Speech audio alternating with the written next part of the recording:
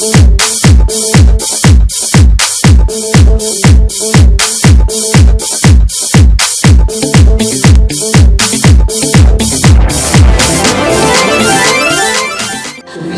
Señor, tu gracia, bendito Dios.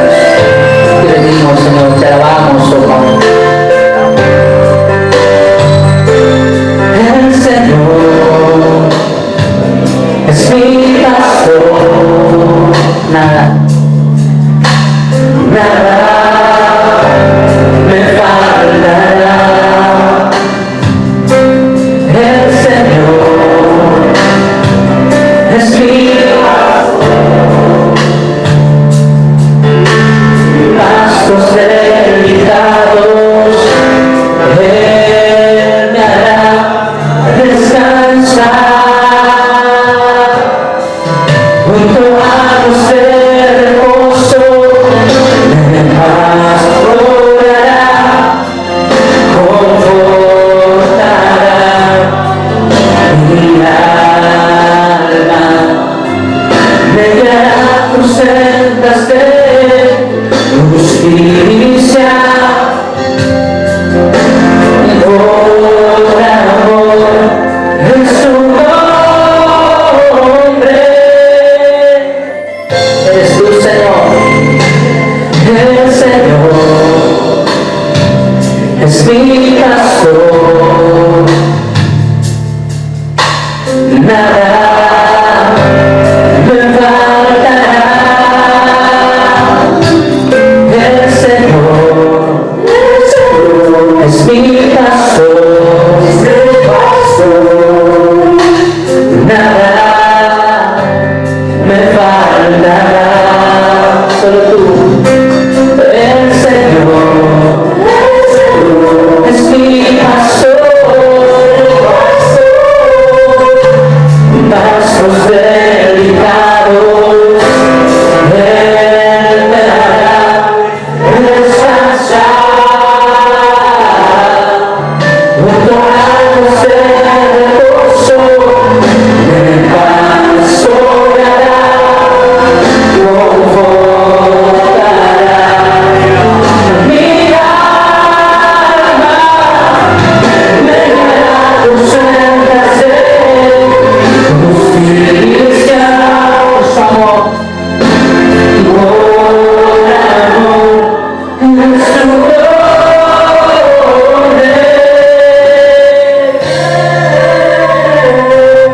El Señor, la tu iglesia, es mi pastor, nada nos falta contigo, Señor, nada me faltará, y nada me faltará, tú, Señor, y nada me faltará. No tengo todo, Señor, y nada me faltará, y nada me faltará. Satisfaces, Señor, nada me faltará. En ti, Señor, y nada me faltará.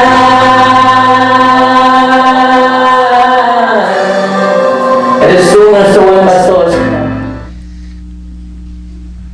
No sé si preguntarles cómo están o si están amén. Amén. Yo creo que gracias a Dios, gracias a poder tener un tiempo de alabanza, de poder tener un tiempo para poder preparar nuestros corazones, ¿verdad?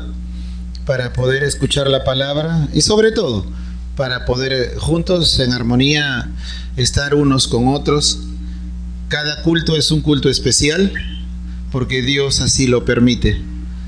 Y es lindo saber que como cristianos no venimos a repetir un culto tras domingo, sino venimos a aprender y también a compartir, ¿no? Eso es algo bueno, eso es algo muy bueno. El día de hoy vamos a continuar con esta serie de los enemigos del discipulado, y se me ha pedido poder compartir cómo vencer las barreras y las excusas en el discipulado. Y es un tema muy amplio, lo he tratado de hacer lo más corto posible, porque siempre hay excusas, y las excusas vienen de todos lugares, y es interesante porque también vienen de cada uno de nosotros, ¿no? Aún los discípulos también hicieron eso con Jesús, cuando Jesús les pidió varias cosas a través de sus vidas. Pero saben, todo fue formativo. Todo fue con el propósito de entrar en un proceso para poder aprender y entender esas cosas. Entonces, vayamos a lo que este tema el día de hoy nos va a permitir aprender. Permítame unas palabras de oración, una vez más, con la sola intención de seguir agradeciendo a Dios por este tiempo, ese tiempo que nos da. Oramos, hermanos. Nuestro buen Padre y buen Dios, una vez más, Señor, nos acercamos a tu presencia para darte las gracias por su amor, por su bondad, por todas aquellas cosas que nos permite usted vivir, y por aquellas cosas, Señor, que de manera personal tenemos que aprender. Mi Dios, usted nos eligió a nosotros, su palabra así lo dice, no fuimos nosotros quien lo elegimos a usted. Y si usted nos eligió, es para que llevemos fruto, y ese fruto pueda permanecer y pueda crecer a través del tiempo. Ayúdanos, Señor, a ser sensibles a tu palabra, a tu voz, y a poder juntos como iglesia seguir anunciando, Señor, aquella verdad a través del discipulado, del compartir, de las amistades, y que Chorrillos una vez más siga teniendo un encuentro contigo, Señor. En Cristo Jesús oramos así. Amén y amén. Bueno, el título es Venciendo las barreras y las excusas en el discipulado, ¿no? Y es interesante porque al hablar de esto ya vendrán los textos bíblicos. Es algo temático, puesto que veremos hoy algunas excusas, no todas obviamente, algunas excusas que se usan y se seguirán usando, ¿no? Y la intención es poder reconocerlas para que nos pueda ayudar. Y para empezar, podríamos decir que todos los que estamos en este lugar, todos sin excepción, sin ninguna excepción, en algún momento habremos puesto alguna barrera o alguna excusa para hacer algo. Y eso es cierto, ¿verdad? Nadie se escapa, ¿no es cierto? O habrá alguien que nunca ha puesto excusa para nada en absoluto. Difícil de creerlo, ¿no? Somos seres humanos y a veces tenemos para todo, ¿no? Y cuanto más si hablamos para las cosas de Dios, que suele a veces darse. Entonces, es importante entender que por mucho, hablando del tema del discipulado, por mucho que estemos preparados, que conozcamos o nos capacitemos, que por cierto es bueno y es correcto hacerlo, acerca del discipulado, seguirá habiendo personas que tienen razones y excusas para ello, para poder desarrollarlo en la parte práctica. Porque el ser humano, nosotros tenemos la tendencia a captar, a poder memorizar y a poder discutir, si se dice así, de temas que ya uno conoce. Pero el punto medular de todo esto es en la práctica donde se ve todo, ¿no? Yo te puedo decir que manejo muy bien y todo, pero subo al carro, o a la bicicleta o a lo que fuere y te demuestro ahí recién si realmente todo lo que sé es lo que estoy haciendo. Y eso es muy interesante. Por eso la pregunta que quizás pueda ayudarnos a manera de introducción es: ¿cuáles son algunas razones por las que un creyente, un hombre, una mujer de Dios, puede optar por no involucrarse en el discipulado? ¿Puede haber alguna excusa, algo que tenga que ver? Pues la verdad es que sí. La verdad es que en algún momento sí se da. O en todo caso, ¿cómo podemos vencer estas barreras y excusas? ¿Hay formas de vencerlas? Sí, claro que sí. Y ese es el tema que ahora nos compete compartir. Y en eso estoy convencido por los años, y uno va aprendiendo, y usted de seguro que también, que hay algunas barreras, y escúchelo bien, que aún son inconscientes. Ya no son algo que sale recién, sino que ya vienen desde la formación. Que ya vienen desde la formación.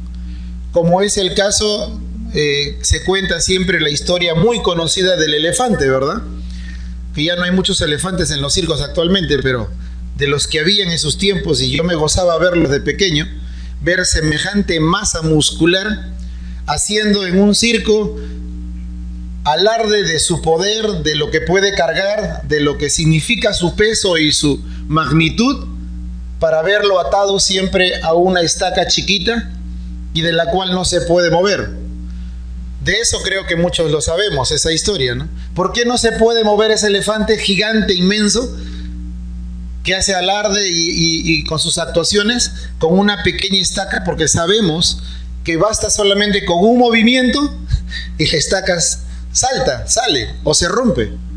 Es porque cuando uno pregunta o ha preguntado, es porque desde pequeñito se le ata, y desde pequeño, es interesante, esto lo pude ver antes de explicarlo, porque una vez más yo lo sabía eso, pero es bueno ver a otros que manejan mejor este tema. Se muestra en videos, desde pequeñito se ata a una estaca, y los pequeños elefantes que son traídos, bueno, de diferentes lugares a estos circos, ellos sufren, gimen, pero finalmente después de días, no es en un día, después de días se acostumbraron ¿a qué? A que no van a poder hacerlo. Y pareciese que eso quede en su subconsciente. Y de tal manera que van creciendo hasta convertirse en elefantes muy grandes, y ya quedaron claro de que nunca va a poder. Cuando en el fondo es que simplemente con un movimiento podrían hacer todo lo que quieren. Algo de eso parece que puede también haber en la vida de algunas personas. Al inicio los acostumbraron, o se acostumbraron, o nos acostumbramos, y ya con los años, no puedo. ¿Por qué? No sé, simplemente no puedo. Simplemente me falta esto, me falta lo otro. Y es algo así como el elefante, ¿no? Ya no nos movemos más allá porque alguien nos dijo, nos enseñó, nos acostumbramos a no dar más allá de lo que... Y cuando en la palabra encontramos que hay tantas cosas que podemos hacer en el nombre del Señor. Por eso creo que cada uno de nosotros puede ser que tengamos aún barreras o excusas inconscientes que ya no nos percatamos y que impiden, en el sentido del discipulado, que los cristianos podamos fructificar en nuestras relaciones y de poder guiar o discipular a otros. Porque la verdad es que todos tenemos el llamado de parte de Dios, y todos tenemos la posibilidad de hacerlo. Y por eso saber de ello nos va a ayudar. Entonces, siguiente por favor. Entonces yo lo voy a dividir en 5 excusas, las más usables. Hay muchas más, pero las voy a dividir en 3 categorías para hacerlo un poco pedagógico. Voy a plantear un problema teológico, voy a plantear un problema de complacencia y un problema de insuficiencia. Y Dios permita que esto pueda ayudar para seguir aprendiendo, porque nuestra serie es los enemigos del discipulado, ¿verdad? Entonces vamos ya de frente al tema. Podemos decir que la primera excusa, si se puede llamar así, para no discipular o no guiar a alguien es porque algunos hermanos, habiendo estado o sin haber estado, ya no quieren estar en una posición de autoridad, una posición de liderazgo de autoridad. Y suelen decir eso, no, yo ya no quiero ser autoridad, no lo deseo. No deseo poder estar a cargo de. Algunas veces las personas, o hay personas que ya no quieren ser colocadas en una posición de autoridad. Y eso lo dicen de diferentes formas, o lo transcriben de diferentes formas. Porque en el tiempo en que estamos viviendo, ser visto como una figura de autoridad ya no es tan atractiva como tiempos antiguos o tiempos atrás. Y eso más pega con la sociedad en que vivimos, ¿verdad? Pues si hay un comentario o una conversación de nuestras autoridades del país, la conversación va a girar en torno a algo positivo o algo negativo. Es una pena decirlo, pero hay pocos ejemplos. De lo hay, yo creo que sí lo hay, pero ya son pocos los que hay. Más se habla de la corrupción, del mal manejo, de la moral, y entonces una persona en autoridad ya no es bien vista. Entonces, una de las excusas ya dentro de la iglesia es que, ¿para qué ser autoridad? Porque ya no es atractivo. Entonces, ya no hay un deseo de alguna manera de enseñar o guiar a otros. Y aquí hay algo medular. Ya no deseo enseñar o guiar a otros. Prefiero, escúchelo bien, de manera solitaria e independiente enseñar. Para que cualquier cosa que pase, es algo independiente. Eso es lo que la sociedad hedonista va enseñando y va metiéndose en la iglesia. ¿Captó la idea un poquito? ¿Para qué ser delante de todos y nombrado cuando puedo hacerlo en lo personal e independiente? Puedo ser un buen consejero en lo independiente, puedo ser un buen maestro, pero si estoy en el cargo, voy a estar siendo público. La gente, la iglesia, mis hermanos, en el caso de iglesia, entonces hay cristianos que ya no prefieren eso. Y eso se le llama poder ejercer, pero sin compromisos. Y eso es delicado cuando lo vemos en un ministerio. Porque ¿cómo describe la sociedad actual el término de autoridad? Es más, si tuviésemos que pensar hacia nosotros, ¿qué piensa usted como un hombre o una mujer de Dios acerca de la autoridad? Y más importante aún, como cristianos, ¿qué enseña o cómo ilustra la Biblia sobre la autoridad? Si nosotros vamos a Marcos 1:22, primer texto bíblico, y voy a darle lectura, vamos a ver que Jesús modeló la autoridad para nosotros. Y está ahí descrita la forma como está. Estamos en la primera excusa. La Biblia dice, Marcos 1:22, permítame leerlo, y se admiraban de su doctrina. Pero acá viene el detalle. Se admiraban de su doctrina porque les enseñaba como quien tiene su Biblia ahí, como quien tiene autoridad y no como los escribas. Interesante la forma de ponerlo, ¿no? Se admiraban de su doctrina, conocimiento, lo que hablaba, pero acá viene el punto medular, porque enseñaba como quien tiene autoridad y no como los escribas. Y eso es importante recordarlo. ¿Por qué? Porque aquí Jesús establece el ejemplo para nosotros sobre cómo una persona de autoridad puede ser un líder siervo y a la vez amoroso. Porque a veces se ha quitado el hecho de, si yo soy un líder, tengo que ser firme. Sí, es verdad, pero no quita lo amoroso y no quita lo justo.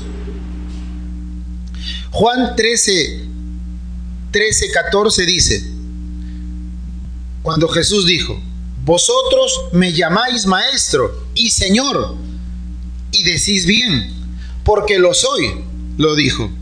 Pues si yo, el Señor y el Maestro, he lavado vuestros pies, vosotros también debéis lavaros los pies los unos a los otros.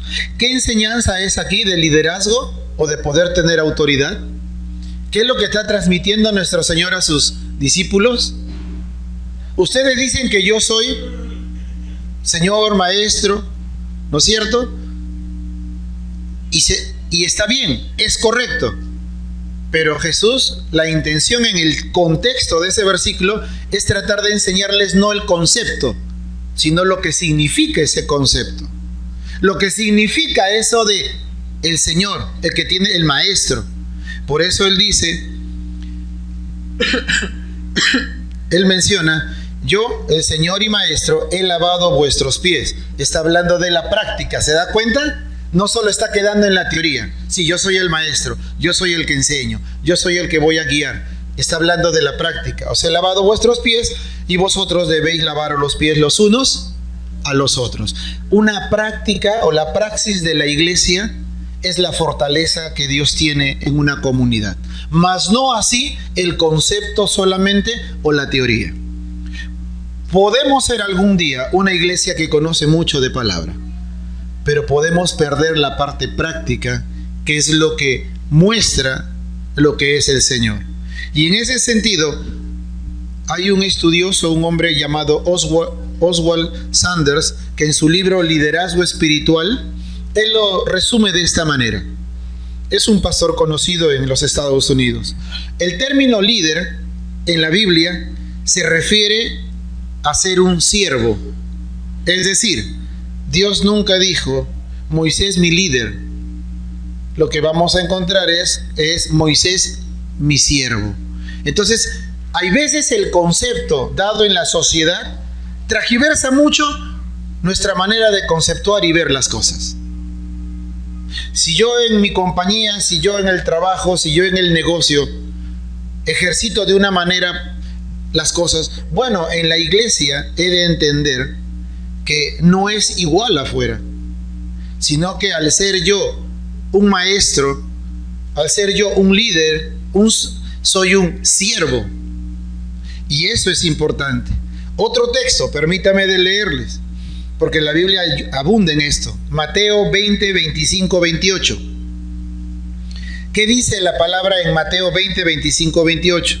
Entonces Jesús, llamándolos, dijo: ¿sabéis que los gobernantes de las naciones se enseñorean de ellas?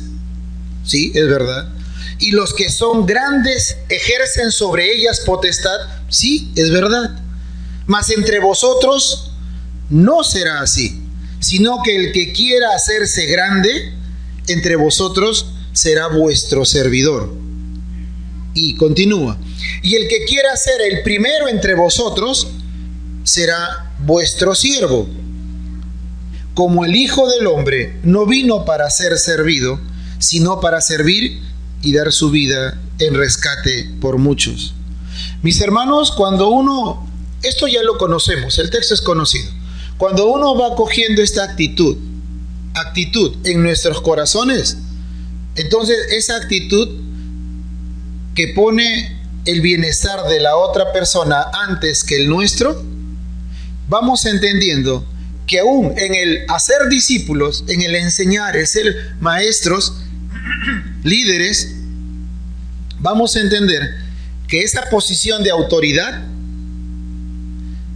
nuestro acto de amor unido al servicio y a la humildad, entonces no estamos ejerciendo señorío. Voy entendiendo que no ejerzo señorío, sino que cuando discipulamos o hacemos ejercicio de los dones y talentos que Dios nos ha dado, estamos entonces sirviendo, aunque las personas que son servidas no lo vean así. Dicho de una manera más simple, vamos captando que lo que hacemos es servir, porque ese es el ejemplo que tenemos de nuestro Señor. La autoridad bíblica no es una autoridad abusiva, nunca lo fue y no lo será, sino es una autoridad de servicio. Entonces sería bueno preguntarnos, a manera de poder analizar un poco, meditar: yo como un hijo o una hija de Dios, ¿reflejo el amor de siervo de Cristo al ejercer autoridad en alguna área, en algún ministerio u otro? ¿O estoy utilizándolo para dar gloria al hombre? ¿Estoy dirigiendo la palabra de Dios para que la gente se dirija hacia mí? Y creo que ya los domingos pasados se fueron hablando de diferentes cosas. Y el discipulado, ¿cuál es la meta? Se habló en una de esas prédicas. Es llevar a la persona a que conozca más a quién, ¿no es cierto? Al Señor, y a Cristo, y pueda ir asemejándose a Él. Pero hay una segunda excusa. Esta segunda excusa tiene que ver más con la complacencia, y eso suele darse a veces. La segunda es cuando se menciona y se dice: el discipulado intencional convierte las amistades en proyectos, y yo no quiero hacer eso. Dicho de otra manera, algunas personas creen que si desarrollamos una relación con otro cristiano para discipularlo, para guiarlo, tendremos que exhortarle cada cierto tiempo, tenemos que guiarles, decirles que están mal, y eso lo ven, entonces no me permite disfrutar su compañía o su amistad correctamente. Y eso me convierte más en un proyecto a la persona que en un poder tener amor hacia la otra persona. ¿Se entiende? Es cuando uno dice: entonces estoy haciendo un proyecto, ya no es una persona, es un objeto, ya lo estoy viendo como una empresa. Y no es así, pero también lo hay muchas veces, ¿no? nos ayudaría mucho poder entender este tema o este segundo punto, excusa posible, cuando nos hacemos esta pregunta. ¿Qué son en realidad el verdadero amor y la amistad bíblica? Juan 15, Jesús habla acerca del verdadero amor. Y es más, el amor verdadero es amar a los demás como Jesús nos amó a nosotros. Y otra vez más pone de ejemplo ¿a quién? Bueno, a nuestro Señor Jesucristo. Y al ponerlo de ejemplo, uno va a entender algo. Si reconocemos que el ejemplo de amor de Jesús que tuvo por sus discípulos está por encima de cualquier otro tipo de modelo, entonces cuando leemos la Biblia no podemos concluir de otra forma que el amor verdadero es simplemente dar afecto y camaradería, y eso es todo.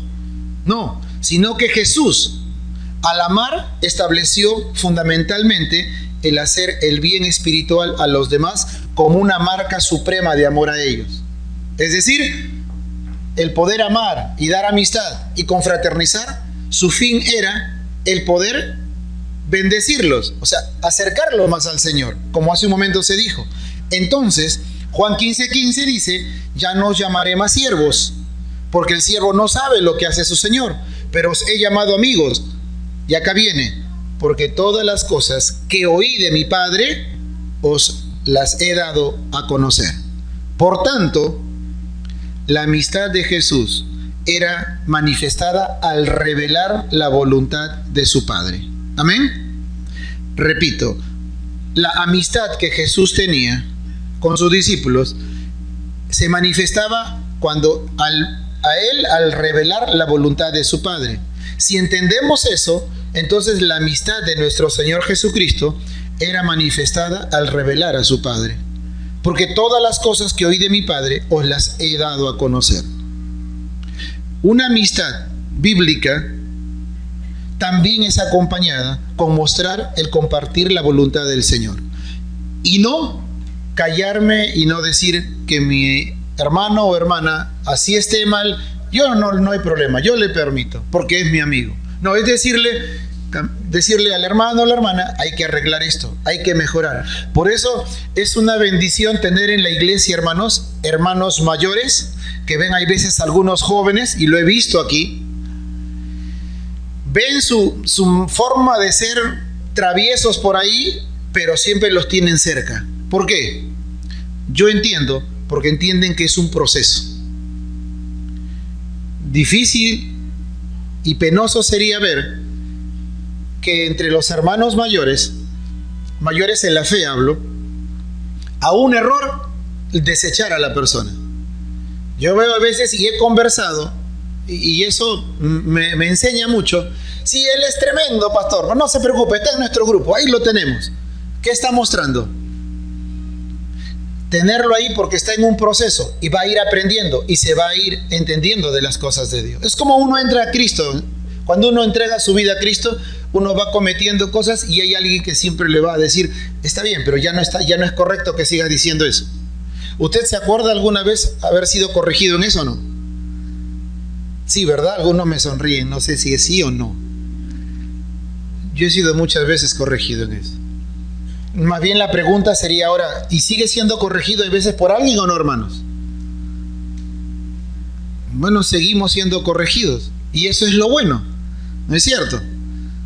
A no ser que alguien diga, no, ya no nadie me corrige, entonces usted ya está en el cielo en este momento. Pero es interesante ver este aspecto. Nuestro desafío es vivir una vida llena de amor o aprender a tener una vida llena de amor por los demás. Por lo que Cristo hizo por nosotros, nosotros podamos hacerlo por ellos. El amor verdadero es dirigirlo hacia el Padre para un mayor gozo y obediencia. Pero viene una tercera excusa o tercer punto. Hay personas que suelen decir con respecto al ministerio, al discipulado, simplemente no siento hacerlo y no tengo tiempo. La verdad no tengo tiempo y no siento. No voy a mentir, tampoco soy una máquina. No siento, no me da, no me nace.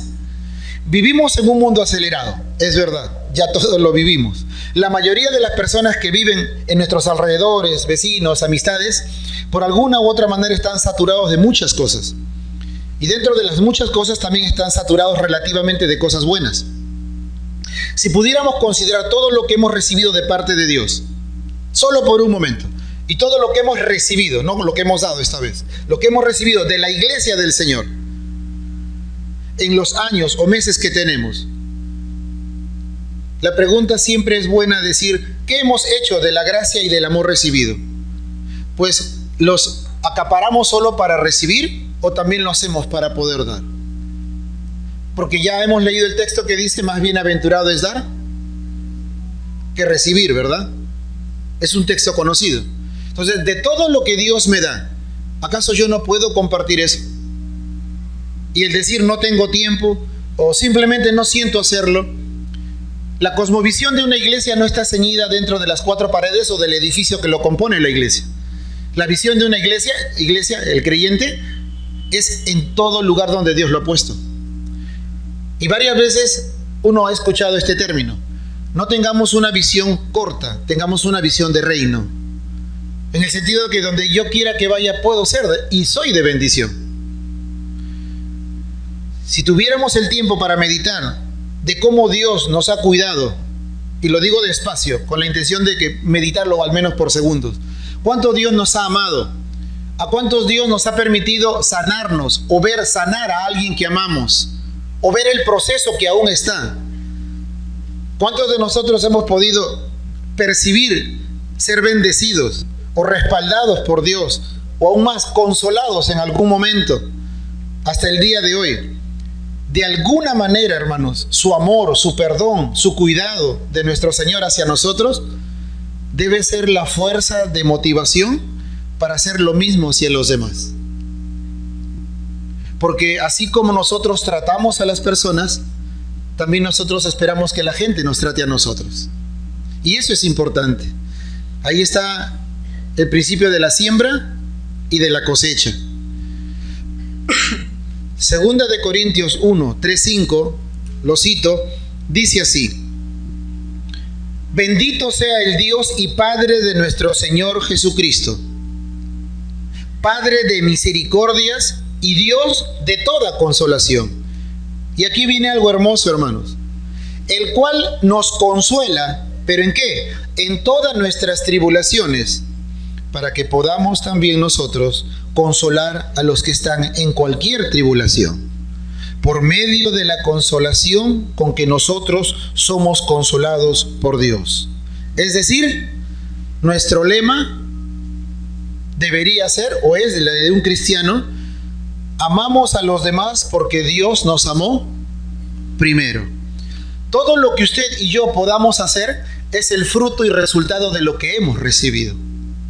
Y eso es así. El cristiano sabe que la vida no está completa sin Cristo.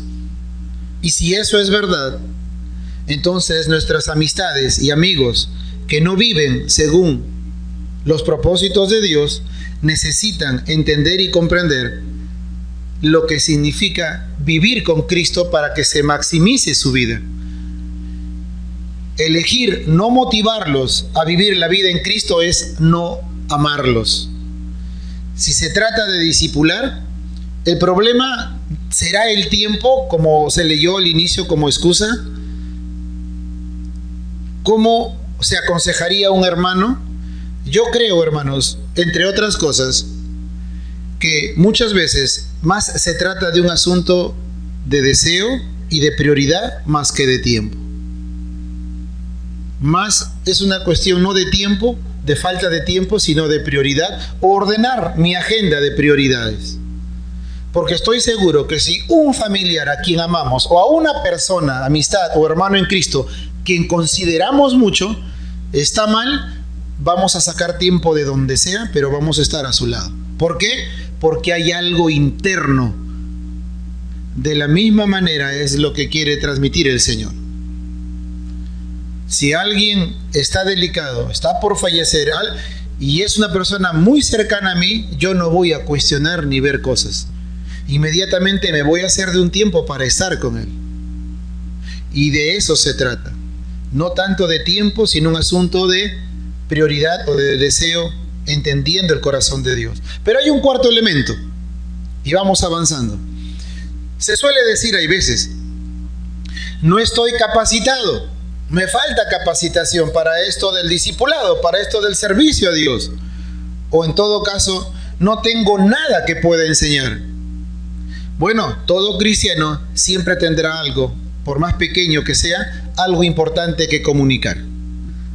Y es las buenas nuevas de Cristo, es su testimonio, es lo que Dios ha hecho y de lo poco que ha recibido lo puede comunicar acerca del Evangelio de Jesucristo. En el mejor de los casos, si no sientes, así con esa palabra, no sientes o no sentimos nada que podamos enseñar, pues podemos buscar a alguien para compartir simplemente la palabra. Y eso es así. No sé si le ha pasado, pero hay veces suele pasar en que uno no siente ganas de tener su devocional. No siento ganas de orar. No lo sé, no es que me haya portado mal ni bien, simplemente no amanezco y no tengo el deseo. No se trata de dejarnos guiar por lo que sentimos o no. Se trata de guiarnos por los principios que hacemos o no. Es como que cualquiera que trabaja en la semana diga, hoy no quiero trabajar. ¿Por qué? No sé, simplemente no quiero trabajar. Me da sueño, quiero estar relajado. Basta que tengas 3 días así, de ese relajo, bien interesante. El cuarto día vas a estar buscando un nuevo lugar de trabajo. Porque en el trabajo no se trata de sentimiento, tú lo haces porque tienes que hacerlo, porque es tu obligación, porque hay que llevar a casa, porque es un ingreso, porque es parte de. En la vida cristiana es así también. No siento, pastor, no siento, hermano, ¿qué sugiere? Bueno, no te dejes llevar por tus sentimientos, sino por tus convicciones, por tus principios. Y eso es importante. Ahora bien, en el libro de Tito, hermanos, Pablo declara que una de las mejores cosas que podemos hacer en el libro de Tito es recordar a otro creyente las verdades básicas del Evangelio. Y es interesante cómo la Biblia nos anima en los diferentes estados emocionales que podamos estar, siempre poder compartir. Pues debemos recordar constantemente y a los demás la verdad básica del Evangelio. Puedes formar una buena relación de discipulado con alguien simplemente pasando tiempo y repasando las verdades profundas. Como dice Pablo, ellas son excelentes y beneficiosas para todo el mundo. Ahora bien, independientemente de la etapa en que te encuentres como un hijo o una hija de Dios, siempre tendrás algo para poder enseñar.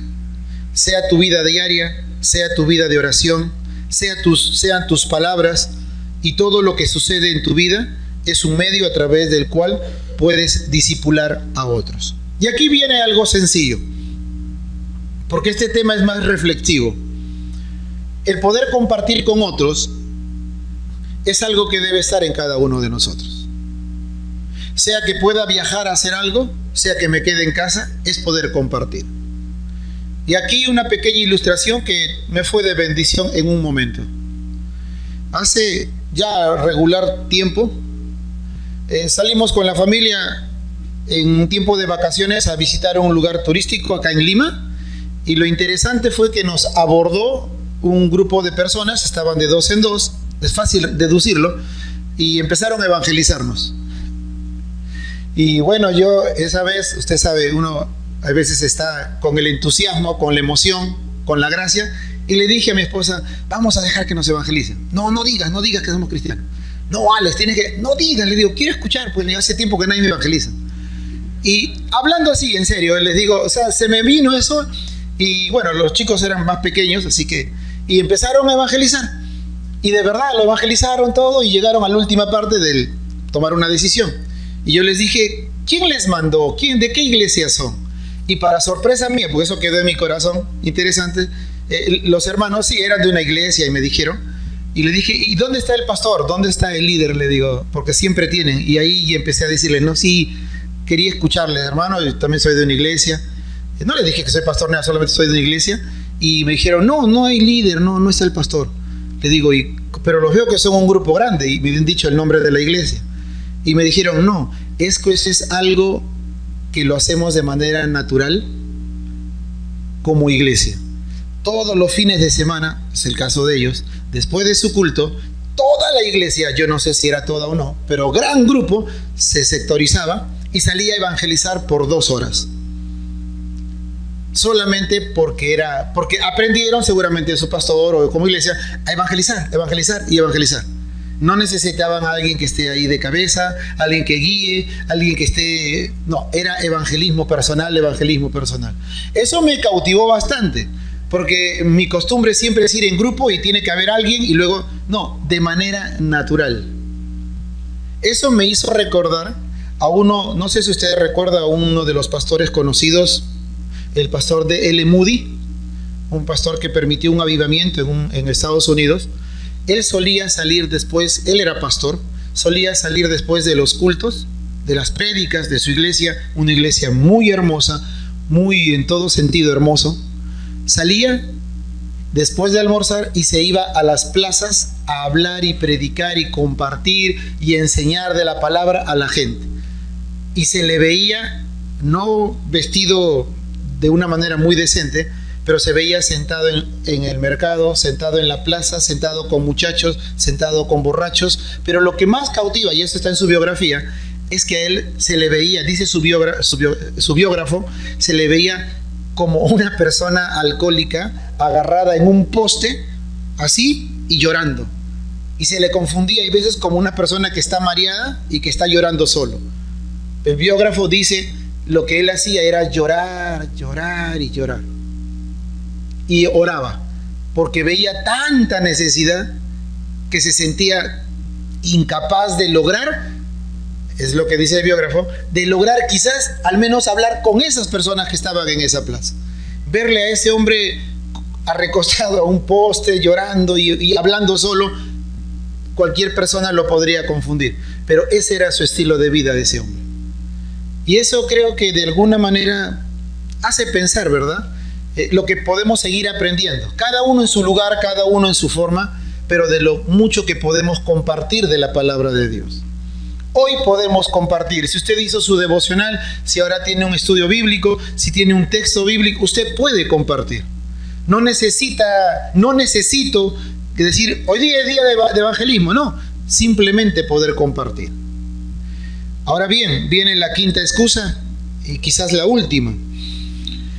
Suele decir, hay veces uno, no tengo dones para discipular a otro, es decir, no tengo el don de pastor, entonces ¿cómo voy a discipular? O no tengo el don para guiar. Otros están más dotados que yo, deja que ellos discipulen a los demás. Necesitamos aquí reconocer que todos tenemos diferentes dones y talentos, eso queda claro, la Biblia lo dice, con el cual podemos servir a los demás. No se trata simplemente de un asunto de teología, de cuánta experiencia en exposición bíblica tengo, cuánto conocimiento bíblico tengo. Podemos discipular a alguien al enseñarles a orar diligentemente y efectivamente. Simplemente escuchando sus luchas, permitiendo estar con él mientras tu vida va moldeando la vida de ellos. El discipulado se trata fundamentalmente de llevar personas a la verdad de Dios. Y aquí algo importante, y vamos terminando. La Biblia nos enseña que debemos ser instrumentos para esa verdad. Si en este punto de la vida cristiana no nos sentimos, hay veces, tan competentes o con la confianza para enseñar a otros la palabra, entonces deberíamos considerar seriamente empezar a leer la palabra de Dios y poder empezar a compartir con otros. ¿Por qué? Porque la palabra de Dios para nosotros es el alimento. Es como el oxígeno, muchas veces. Si no hay oxígeno, usted empieza no solo a cambiar de color, sino se empieza a asfixiar y a morir. La palabra de Dios espiritualmente, si no me alimento, espiritualmente empiezo a dejarlo y me voy conformando a una religiosidad, más no a una vida de relación. Discipular no es algo que se nace, sino algo que se desarrolla con el tiempo. Piense por un momento, si deseamos que un familiar, un vecino o un amigo pueda ser discipulado, escúchelo bien, necesitamos incluirlo en una iglesia. ¿Por qué? Porque el discipulado nunca debe ser visto como una tarea individualista, sino como un asunto comunitario. ¿Y por qué? Porque el creyente crece cuando está en una iglesia, cuando está con los demás. Es verdad que hay temores que se pueden tener mientras se desarrolla una relación de discipulado. El discípulo hará preguntas que a veces yo no sé responder. Es verdad, no todos lo sabemos. Hay veces puedo decir algo que puedo equivocarme. Es verdad. No poder vivir una vida cristiana perfecta frente a ellos me puede hacer vulnerable. Se pueden dar cuenta de mis errores. Es verdad. Puede ser esa persona muy inmaduro para poder ayudarle. También es verdad. Puede que no le caiga bien a la persona y entonces en vez de acercarme pueda tener un rechazo. Es verdad. Y esa y muchas otras cosas más. Sin embargo, somos llamados a poder compartir la palabra, guiar a otros, a discipular. Y acá viene algo, quizás algo final. ¿Qué pasa cuando uno es padre y los hijos se dan cuenta de nuestros errores? ¿Dejamos de ser padres por eso? No, ya vi que tú hiciste esto y por lo tanto ya no eres mi papá. No se puede, no funciona. Sigo siendo su papá, sigo siendo su mamá. Y lo voy a seguir siendo y le tengo que seguir diciendo que está mal y tengo que corregirle. A pesar que ya conoce mis errores. Porque usted, y escúchelo bien, porque puede ser un tabú o una excusa. Si yo le digo a usted, ¿sabe que ahorita no estoy bien espiritualmente? No, o sea, estoy pasando pruebas. Ok, hermano Alex, está bien, adelante, oremos. ¿Eso significa que yo no puedo ya compartir la palabra de Dios? ¿Significa que no puedo ayudar a otra persona en mi trabajo? ¿No puedo seguir aconsejando? ¿Significa que estoy mudo, en stand-by, no hago nada?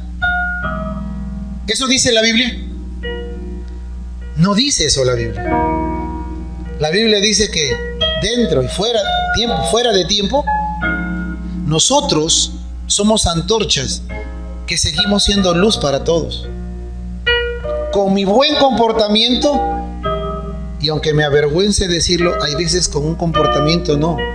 Entonces no se trata de cuando estoy y no estoy, se trata de que esa es nuestra vida. Porque las personas, los hermanos, los vecinos, nuestra familia, verá cómo es nuestro estilo de vida. Como alguna vez un adolescente, un joven me dijo, una señorita, yo no entiendo por qué papá viene a la iglesia si en casa usted no sabe lo que hace, pastor. Yo le dije, ¿y qué es lo que más te molesta? Me dijo, en que siga yendo a la iglesia a buscar a Dios. Y yo le dije, ¿no te parece que eso es algo que debes aprender de él? Que a pesar de y me dijo las cosas que hacía, nada buenas, él sigue buscando a Dios porque quiere cambiar. ¿No te parece que eso es algo al menos para considerar? Bueno, no lo había visto así. Y le dije, algún día vas a pasar eso, porque ahora eres una joven. Algún día tendrás familia, algún día te darás cuenta de tus errores. Ojalá que aprendas lo que tu papito hace. A pesar de, sigue y sigue y sigue, porque él cree que Dios puede hacer algo. La historia del elefante del inicio de este tiempo de reflexión. Ya se acostumbró a que no puede, porque de pequeño se acostumbró. ¿Qué cosas puede haber en nuestra vida que nos hemos acostumbrado inconscientemente y que ya no nos permite avanzar? Tengamos cuidado, porque hay veces hay algo de ese elefante en la vida de muchos de nosotros. No, ya no hago esto por esto, ya no hago esto por esto. Eso no dice la Biblia, eso lo digo yo. Cuidémonos mucho. ¿Por qué? Porque a manera de reflexión final, el discipulado es un proceso que tiene recompensa no solo para el que discipula, sino para el discipulador, si no lo sabía. 2. Dios nos da la fortaleza, no está en nosotros, nunca ha estado en nosotros, porque somos limitados. Dios nos da la fortaleza para hacer el trabajo que nos llamó a hacer. Y tercero, el verdadero poder del discipulado se encuentra en el poder de la palabra de Dios y su aplicación en la vida de los demás.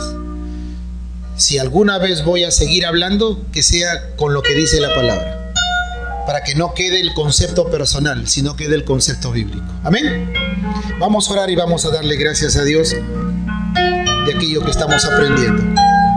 Padre,